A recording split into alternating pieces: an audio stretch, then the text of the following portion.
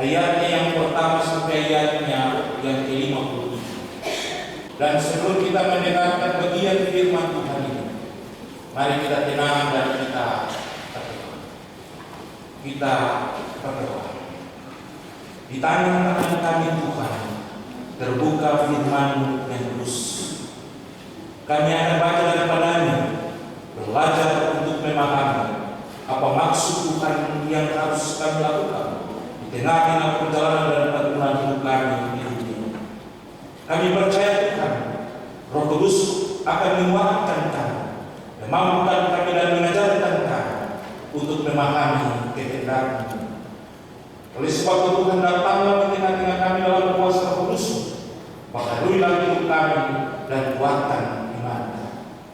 Hamba-Mu dan semua jemaat-Nya akan menikmati firman Tuhan berperkara di tengah-tengah kami dalam kuasa Roh Kudus, supaya kami benar-benar dikuatkan dan dimampukan untuk mengerti akan sabda.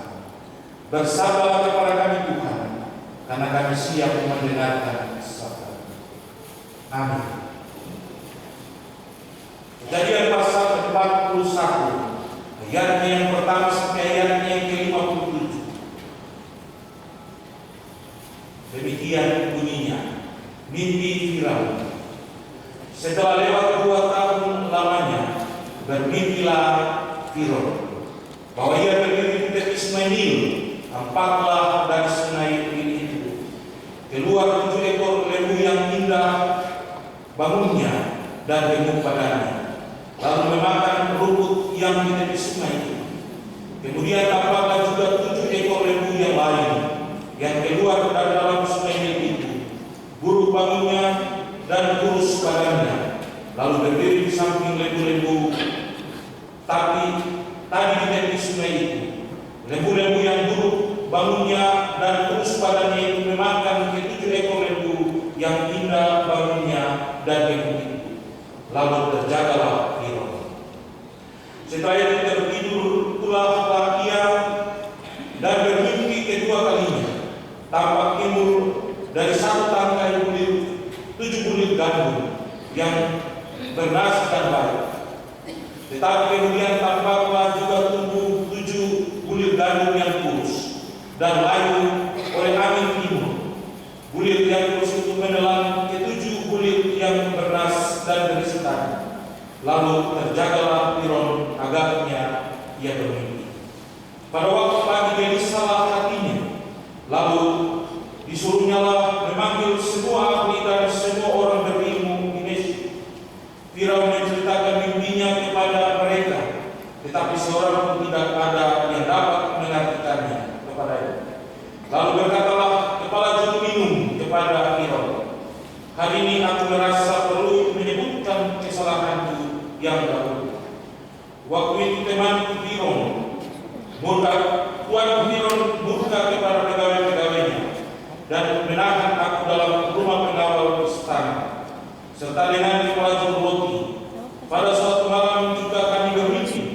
Aku dan kepala juru roti itu masing-masing mempunyai mimpi dengan artinya sendiri. Bersama-sama dengan kami ada di sana seorang muda Ibrani, hamba kepala pengawal istana itu. Kami menceritakan mimpi kami kepadanya, lalu diartikannya kepada kami mimpi kami masing-masing. Dan seperti yang diartikannya itu kepada kami, demikianlah pula terjadi. Aku dikembalikan ke dalam pangkatku dan kepala juru roti itu diganti. Kemudian Firaun menyuruh memanggil Yusuf. Segeralah ia dikeluarkan dari ketupan. Ia bercukur dan berganti pakaian, lalu berdiri menghadap Firaun. Berkatalah Firaun kepada Yusuf, "Aku telah bermimpi dan seorang pun tidak ada yang dapat mengartikannya. Tetapi telah mendengar tentang engkau. Hanya dengan mendengar mimpi saja engkau dapat mengartikannya." Yusuf menyambut Firaun, "Bukan sekali-kali aku, melainkan Allah juga yang akan memberitakan kesejahteraan kepada Tuhan Firaun." Lalu berkatalah Firaun kepada Yusuf, "Dalam mimpiku itu aku berdiri di tepi sungai Nil. Lalu tampaklah dari sungai itu, Nil itu keluar 7 ekor lembu yang gemuk badannya dan indah bentuknya, dan memakan rumput di tepi sungai Nil.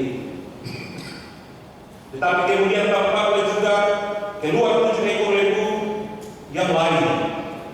Kulit kemalu tulang sangat buruk bangunnya dan kurus badannya. Tidak pernah melihat yang seburuk itu di seluruh tanah Mesir. Lembu yang kurus dan buruk itu memakan ke-7 ekor lembu-lembu yang mula-mula. Lembu-lembu itu masuk ke dalam perutnya, tetapi walaupun telah masuk ke dalam perutnya, tidaklah kelihatan sedikit pun pada tandanya. Bangunnya tetap sama buruknya seperti semula. Lalu terjadilah. Selanjutnya dalam mimpiku itu kulihat timbul dari satu tangkai 7 bulir gandum yang berisi dan baik. Tetapi kemudian tampaklah juga tumbuh 7 bulir yang kering, kurus dan baik oleh angin ini. Bulir yang kurus itu memakan ke-7 bulir yang baik tadi. Telah menceritakan hal ini kepada semua, tetapi seorang pun tidak ada yang dapat menerangkannya kepada. Lalu kata Yusuf kepada Firaun, kedua mimpi Tuan Firaun itu sama. Allah telah memberitahukan kepada Tuan Firaun yang apa yang hendak dikatakan. Ke-7 ekor lembu yang baik itu ialah 7 tahun, dan ke-7 bulir gandum yang baik itu ialah 7 tahun juga. Kedua mimpi itu sama. Ke-7 ekor lembu yang kurus dan buruk, dan keluar kemudian masuknya 7 tahun.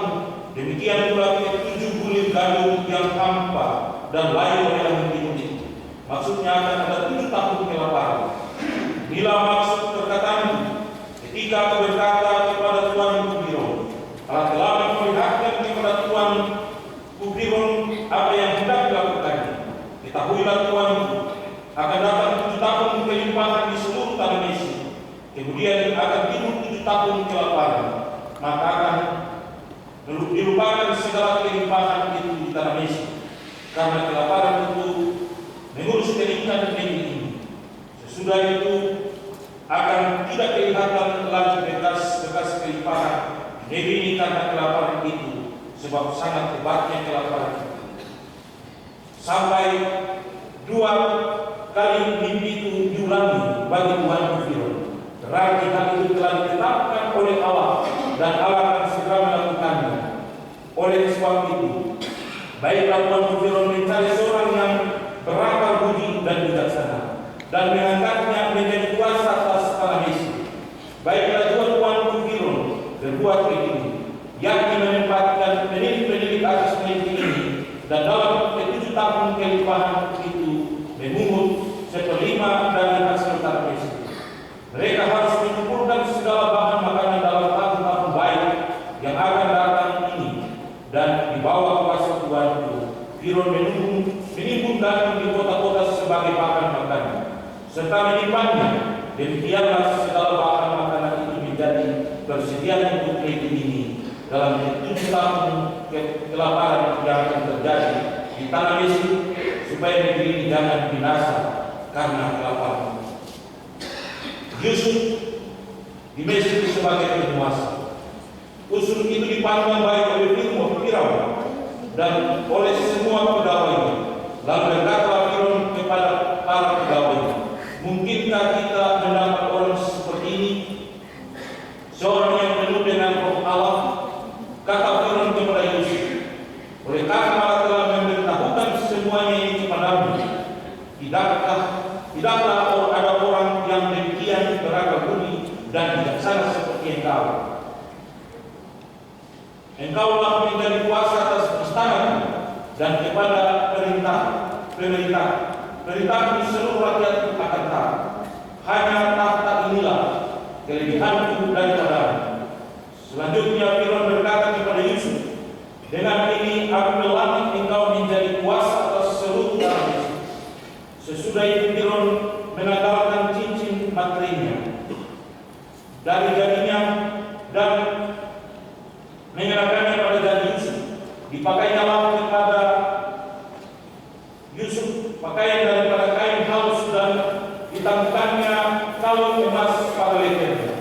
Lalu Firaun menyuruh menaikkan Yusuf dalam keretanya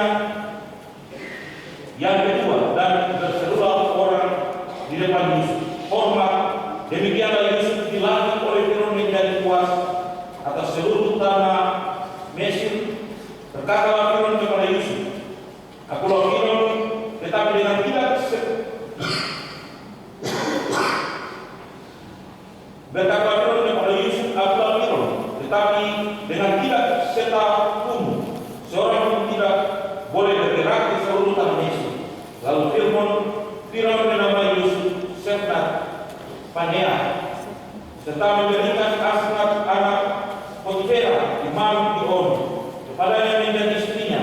Demikianlah Yusuf muncul sebagai kuasa atas seluruh tanah Mesir. Yusuf berumur 30 tahun ketika ia menghadap Firaun, raja Mesir. Maka pergilah Yusuf dari depan Firaun, lalu dikelilinginya seluruh tanah Mesir. Tanah itu mengeluarkan hasil bertumpuk-tumpuk dalam 7 tahun kelimpahan itu. Maka Yusuf mengumpulkan segala bahan makanan ke 7 tahun kelimpahan yang ada di tanah Mesir, lalu disimpannya di kota-kota hasil daerah sekitar tiap-tiap kota, disimpan di dalam kota itu. Demikianlah Yusuf menimbun gandum seperti pasir di laut, sangat banyak sehingga orang berhenti menghitungnya karena memang tidak terhitung. Sebelum datang tahun kelaparan itu, lahirlah bagi Yusuf 2 orang anak laki-laki yang dilahirkan oleh Asnat anak Potifera imam di On. Yusuf memberi nama Menashe kepada anak sulungnya itu, sebab katanya, "Allah telah membuat aku lupa sama sekali kepada kesaudaraanku dan kepada rumah bapakku." Dan kepada anaknya yang kedua diberi nama Efraim, sebab katanya, "Allah membuat aku mendapat anak dalam negeri kesengsaraan." Setelah lewat 7 tahun kelimpahan yang ada di tanah Mesir itu, mulailah datang 7 tahun kelaparan seperti yang telah dikatakan Yusuf. Dalam segala negeri ada kelaparan, tapi di seluruh negeri Mesir ada roti. Ketika seluruh negeri Mesir menderita kelaparan dan rakyat berteriak meminta roti kepada Firaun, berkatalah Firaun kepada semua orang Mesir, "Pergilah kepada Yusuf, berbuatlah apa yang akan dikatakannya kepadamu." Kelaparan itu merajalela di seluruh bumi. Maka Yusuf membuka segala lumbung dan menjual gandum kepada orang Mesir, sebab makin hebat kelaparan di tanah Mesir. Juga di seluruh bumi datanglah orang di Mesir untuk membeli gandum dari Yusuf, sebab hebat kelaparan itu di seluruh bumi. Sampai di sini pembacaan Alkitab. Berbahagialah orang yang mendengar firman Allah. Haleluya, haleluya, haleluya.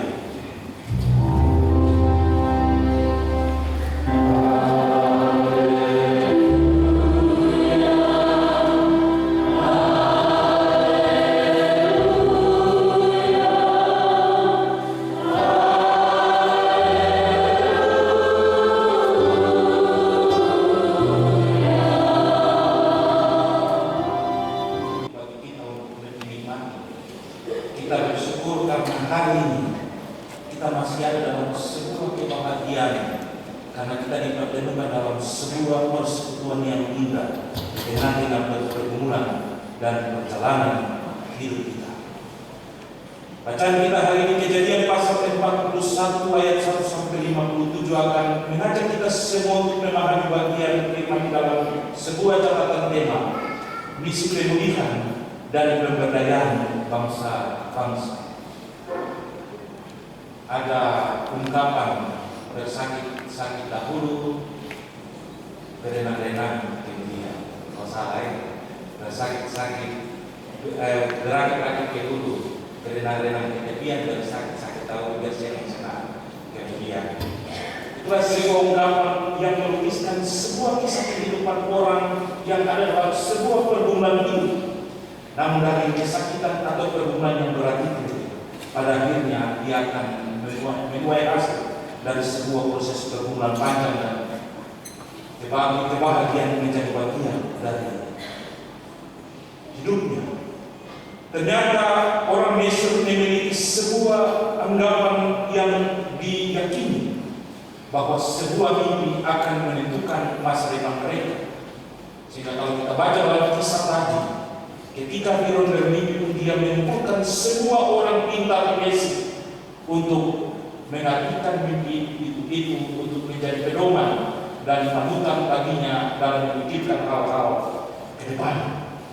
Tapi sesungguhnya ketika kita bermimpi, karena kita kadang-kadang kita menganggap itu sebagai sebuah bunga tidur yang indah, yang bisa membuat kita ada dalam sebuah suasana hati yang senang atau susah.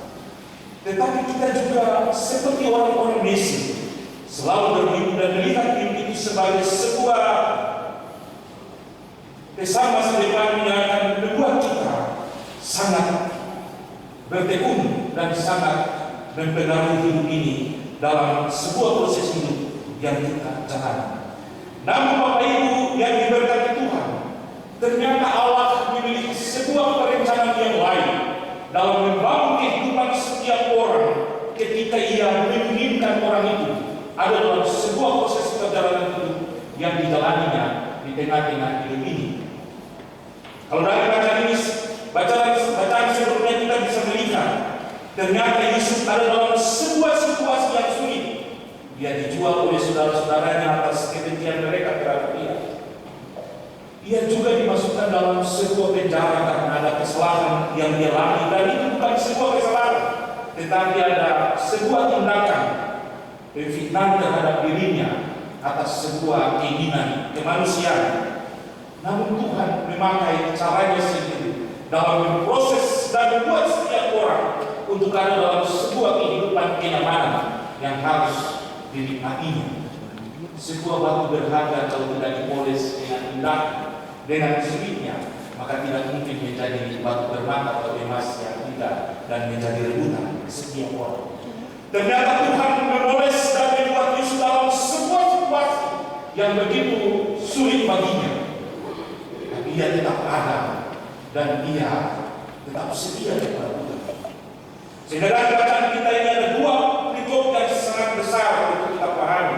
Ayat 1 sampai 36 mengisahkan tentang mimpi Firaun, dan kemudian ayat 37 sampai 57 mengisahkan tentang Yusuf dipakai oleh Firaun sebagai penguasa untuk menjalankan sebuah tanggung jawab atas apa yang dia sampaikan atau terjemahkan tentang mimpi Firaun itu. Oleh sebab itu Bapak Ibu, mari kita semua belajar daripada bagian firman Tuhan ini. Bagian yang pertama ayat 1 sampai ayat yang ke-36 mengisahkan bagaimana Yusuf mengartikan mimpi Firaun itu. Ketika dia dihadapkan atau diungkapkan tentang mimpi Firaun itu dengan sebuah keyakinan Firaun bahwa engkau pasti mampu mengartikan mimpi itu. Tapi apa kata Yusuf? Tuhanku Allahku, dialah yang memberitahukan itu. Artinya bahwa bagi Yusuf menempatkan Allah sebagai posisi yang utama adalah sebuah keberhasilan yang harus dilihat sebagai bagian yang menjadi kebanggaan di tengah-tengah pergumulan hidup ini. Itulah sebabnya dia percaya bahwa hikmat, kepintaran dan kepandaian yang ada pada dirinya merupakan sebuah bagian dari tindakan dan perbuatan Allah di tengah-tengah hidupnya, sehingga ia bisa mendapatkan apa yang bisa dia lakukan di tengah-tengah pergumulan itu.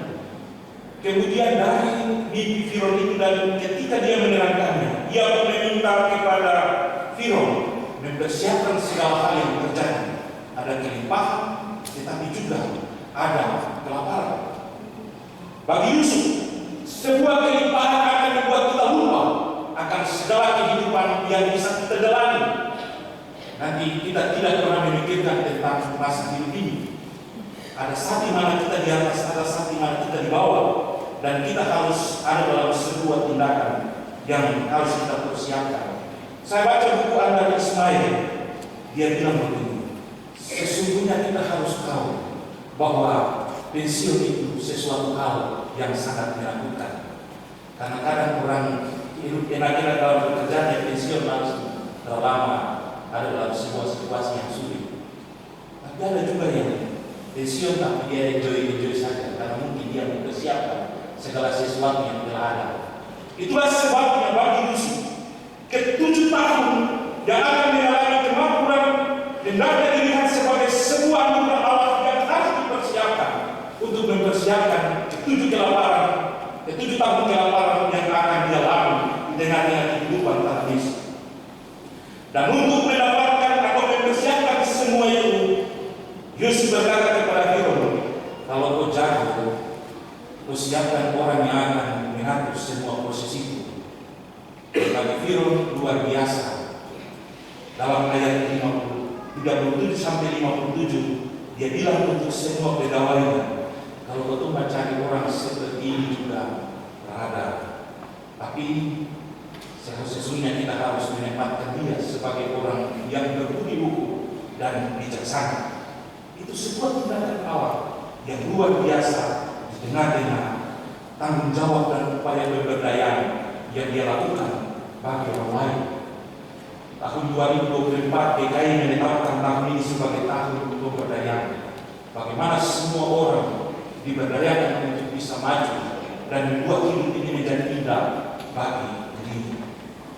Oleh sebab itu dalam bagian yang kedua ayat 37 sampai 57 mengisahkan tentang Yusuf ditunjuk oleh Firaun sebagai penguasa untuk menentukan dan mengatur segala hal demi kejayaan tanah Mesir pada waktu yang akan datang. Dikatakan oleh Firaun, cuma tahtaku ini yang menjadi kebanggaan, tapi semuanya kau yang urus. Semua rakyat dan semua pegawai harus mendengar. Ternyata Yusuf ini dia bukan kali-kali, dia luar biasa. Tapi yang lebih luar biasa, dia tidak pernah menjadikan itu sebagai sebuah kebanggaan, tapi dia memang menentukan. Karena kalau bukan Tuhan, semua tidak ada apa-apa. Dalam cerita dan kisah ini, kita bisa melihat bagaimana dia mempersiapkan semuanya. Sehingga dari bagian ini kita bisa melihat ada beberapa hal yang harus kita pahami. Yang pertama, ternyata Yesus memiliki sebuah keyakinan yang besar bahwa Tuhan Allah sendiri mempunyai inisiatif menyediakan tempat bagi umat pilihannya dengan perjalanan bangsa-bangsa di bumi dalam rangka melaksanakan misi yang disediakan oleh Tuhan bagi setiap orang. Kita semua punya misi, kita semua punya keinginan, kita semua punya harapan untuk mendapatkan apa yang menjadi bagian dari kehidupan kita. Ada sebuah kata bijak yang luar biasa. Dia bilang begini, berusahalah untuk bermimpi, sebab kalau kita tidak bermimpi, maka kita tidak pernah menjadi pemimpi. Karena kita bermimpi, maka kita menjadi pemimpi. Kalau mimpi, kalau kita bermimpi, sehingga kita menjadi pemimpi. Dan itulah kata bijak yang luar biasa. Dan ternyata Tuhan melukiskan sebuah kisah yang luar biasa tentang Yusuf. Ia mengalami sebuah proses pergumulan yang panjang, dan dia selalu berpengharapan untuk masa depannya. Dan ternyata Tuhan memperdayakan Yusuf dalam sebuah tanggung jawab, sehingga peranan Allah menjadikan Yusuf sebagai sebuah hal yang luar biasa di tengah-tengah hidupnya. Sebab Allah terus bekerja di tengah-tengah kehidupan setiap orang untuk mendatangkan kebahagiaan bagi dirinya. Orang lain punya lagu, Tabak Rambut Papua Barat, Yesus di mata. Kalau bahasa Indonesia seperti ini, tanah kami Papua Barat, kalau bukan waktu itu masih tanah Papua Barat, sudah berubah partai. Kalau tanah kami Papua Barat, kalau Tuhan yang pegang, Tuhan yang kendalikan, Tuhan yang atur, semuanya aman-aman saja. Berarti Yesus juga berpikir, kalau Tuhan yang mengendalikan segala hal, semuanya pasti aman-aman saja. Dalam situasi itu kita bisa memahami Firaun yang tidak percaya Tuhan. Pada akhirnya dia bilang untuk semua orang itu, kita tidak mendapatkan orang yang memiliki roh Allah seperti ini. Itu berarti bahwa kalau Allah yang bertindak dan Allah berperkara dengan pergumulan hidup ini, maka kita harus pahami ternyata Allah sanggup memulihkan dan memberdayakan kita kapan saja ketika mau dalam memilih kita dalam sebuah tanggung jawab itu. Itulah tindakan Allah. Itulah cara bermain Allah. Bagaimana dia membuat sesuatu yang tidak mungkin menjadi mungkin, dan dia mampu melakukan semua yang bisa dia lakukan. Oleh sebab itu, ketika kita mengalami semua itu, maka kita harus percaya bahwa Allah turut bekerja dan memainkan peran yang luar biasa dalam seluruh kehidupan kita. Kemudian yang berikut, situasi di istana Firaun mengatakan bahwa kekuasaan melebihi kekuatan dan kekuasaan yang ada dalam segala hal yang ada di dunia. Karena orang yang berkuasa tetap akan menguasai apa yang harus dia lakukan, apa yang harus dia kerjakan di tengah-tengah. Sebuah proses kehidupan yang dialami oleh Firaun menjadi bagian dan sebuah proses yang harus kita pahami bahwa kita ada dan kita juga menjadi bagian dari kehidupan orang lain yang ada di sekitar kita. Karena kita bisa ada dan orang lain ada di tengah-tengah kita, maka kita juga akan ada dalam sebuah persekutuan dan kebersamaan yang kita alami. Kalau Firaun menganggap bahwa dia penguasa dan dia tidak pernah memikirkan yang lain, namun dia panggil Yusuf. Yusuf, terangkan ini saya pemimpin supaya saya bisa tahu. Berarti dia butuh Yusuf di tengah-tengah hidupnya untuk melihat sebuah hal yang harus dilakukan. Dan atas penjelasan yang berikut, atas penjelasan Yusuf kedua, Firaun mampu melihat sebuah tanda heran yang satu ke tanda heran yang lain. Seandainya dia bilang semua harus dengan saya, dia malas tahu. Kekayaan itu dan kelimpahan itu membuat dia lupa diri sampai pada masuk kesengsaraan, maka dia pasti akan mati karena dia tidak mampu menghadapi kesengsaraan itu. Tapi sesungguhnya semua itu harus disiapkan. Bapak Ibu, kita semua punya kehidupan yang kita jalani dalam sebuah proses hidup yang kita lalui di tengah-tengah dunia. Kita punya mimpi dan tidak ada orang yang bisa tidak mimpi. Setiap orang punya mimpi. Mimpi untuk jadi apa saja. Dan semua mimpi itu akan tercapai ketika kita menjalani dan melakukan sesuatu dengan penuh ketaatan. Orang tidak akan jadi pendeta kalau dia tidak pernah bermimpi di sekolah pendeta. Tapi kalau dia bermimpi jadi pendeta, maka dia sekolah pendeta. Orang tidak akan bermimpi jadi apa yang menjadi kebanggaan hidupnya kalau dia tidak pernah bermimpi untuk mendapatkan semua itu dan berusaha. Itulah sebabnya ketika kita menikmati semua itu, kita harus sadar bahwa ternyata Tuhan juga memainkan peran yang luar biasa. Hari ini Tuhan memberdayakan orang semua. Hari ini Tuhan mau untuk membuat kita dalam sebuah situasi yang mana kepadanya bahwa ternyata Tuhan yang mengatur segala-galanya. Nanti kalau kita berjalan-jalan kita menikmati sesuatu, memang Tuhan itu hebat sampai kok bikin saya seperti begini. Tapi Tuhan bilang, mari kita belajar untuk melihat dari peristiwa Firaun dan Yusuf, di mana Allah memiliki misi yang luar biasa untuk memberdayakan bangsa-bangsa yang di dalamnya adalah kita semua. Dia mempunyai cara dan daya yang harus dia buat. Cepat atau lambat, dia menentukan apa yang menjadi bagian dari hidup kita.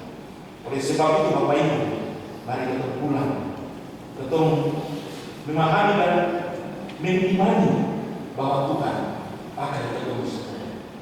Dia ada dan dia bertindak. Dia melakukan apa yang bisa dia lakukan di tengah-tengah hidup ini hari lepas hari. Jangan karena kegagalan satu membuat kita lupa bahwa kita sudah bisa lagi. James waktu dia bilang begini, karena aku gagal 99 kali, maka yang 100 kali kita bisa menikmati lama. Karena dia gagal 99 kali dan di 100 kali dia berhasil menciptakan bola lama. Sekali kegagalan merupakan sebuah batu loncatan keberhasilan kita ke depan. Yang itu tergantung daripada kita mau jalan sendiri-sendiri atau mau jalan dengan Tuhan. Sebab Tuhan juga turut bekerja dengan kita mendatangkan kebaikan-kebaikan di tengah-tengah hidup ini. Yakobus pasal 5 ayat 11 dia bilang, siapa yang bertekun, siapa yang sabar, siapa yang taat, dia akan disebut orang yang berbahagia. ketaatan, kesabaran, kesetiaan akan membuat kita kebahagiaan yang menjadi bagian hidup kita di hari-hari yang akan datang. Tuhan memberkati firman ini, memberkati kita semua untuk menjadi barang atau orang-orang yang luar biasa di tengah-tengah ini. Mainkan dalam kita di tengah-tengah dunia kerja kita. Mainkan dalam kita di mana kita ada, kita menikmati hidup ini. Maka kita sendiri pun akan membuat apa yang bisa kita buat di tengah-tengah hidup ini. Akhir khotbah ini, sebuah kata-kata mutiara indah menjadi bagian dari kita. Seorang pahlawan tidak pernah mengharapkan kebutuhan tangan, tapi seorang pahlawan akan berdiri